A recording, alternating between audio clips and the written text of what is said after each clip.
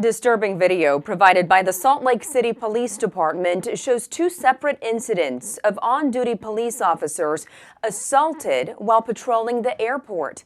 John Franchi takes a look at what police describe as a troubling trend. More than 20 years since 9/11, the threat of terrorism at airports is still very real, especially for law enforcement.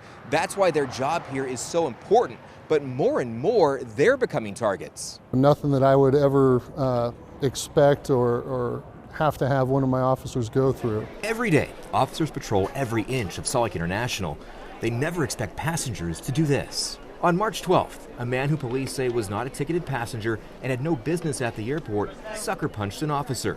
He appears ready to throw another when he surrenders. Who are you? Court documents show John Beta was arrested and charged with a federal crime. The incident isn't isolated. In February, a man who investigators say did not have a ticket tried to get by security agents. Hands behind your back! The man fought with an officer in a struggle that lasted several minutes. Stop resisting. Give us your other hand right now. Another passenger stepped in to help. Eventually, the suspect was arrested. Hands behind your back. He too faces federal charges. I need backup.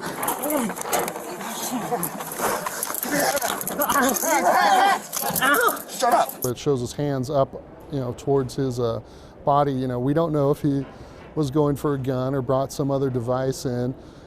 Thank goodness he did not. But those things are very real concerns at an international airport. Give me your hand now. Give your hand. Over here.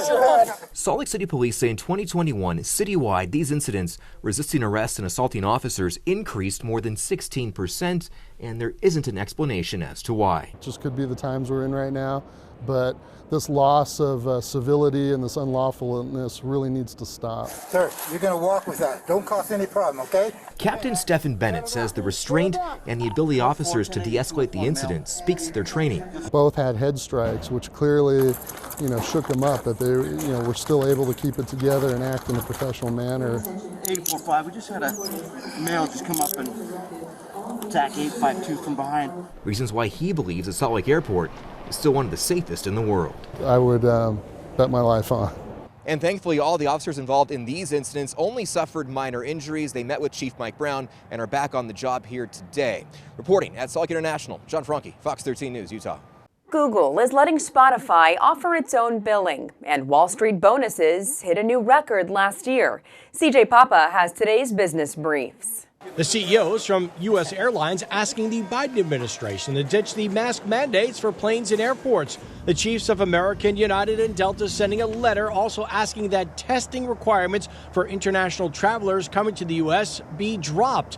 The federal rule has been extended to April 18th despite the CDC easing mask guidance for most indoor settings. The Biden administration set to renew tariff exemptions for 352 categories of goods from China. Some items on the list are bicycle parts, electric motors, machinery, chemicals, seafood, and duffel bags. This is an extension of tariffs imposed under the Trump administration, which covered more than $350 billion a year worth of trade. Tariffs are paid by U.S. companies. Spotify reaching a deal with Google to offer an alternative payment method within its app for users. It's the most significant concession so far for a major mobile app store to allow third-party billing systems inside apps. Later this year, Spotify users will be allowed to choose between its alternative payment method and Google's own, which takes as much as a 30% share of revenue.